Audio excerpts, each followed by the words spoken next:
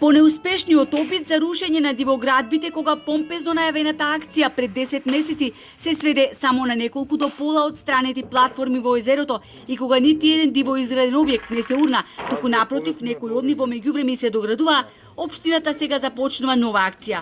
Општинските инспектори денеска пак се растрчаа на терен, каде работниците со градрежна механизација отстрануваат дивограда во туристичкиот комплекс Свети Стефан. Собствениците кои реагираат бидејќи претходно не добиле никакво известување од општината, обвинуваа и за селективност.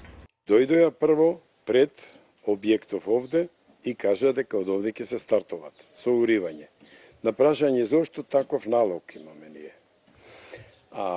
Мислам, а и вие можда сами го видовте, дека е овде најлиберално, најповлечено од било каде на ривиерава.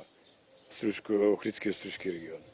Бараме да не се руши селективно, него да се руши со ред и све да се руши, и шанкои, и бекатонки, и све што е поставено на плажите.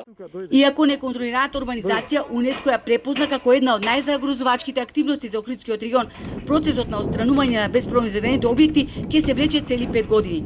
Во извештајот за исполнување на препораките на УНЕСКО стои дека отстранувањето на дивоградбите се очекува да заврши до крајот на 2025 година, а треба да се отстранат стотици шанкови, објекти од цврста градба, потпорни зидови, метални конструкции и други времени објекти што се поставени во крајбрежето.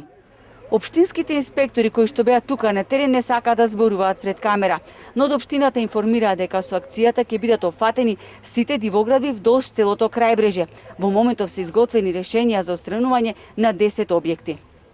Ке се отстрануваат објекти кои се надвор од опфатот на генералниот урбанистички план и навлегуваат во Охридското езеро, стои во соопштението кој го испрати од општината. Во Охрид политиката влегува на голема врата, наместо да се рушат дивоградбите на локални мокници.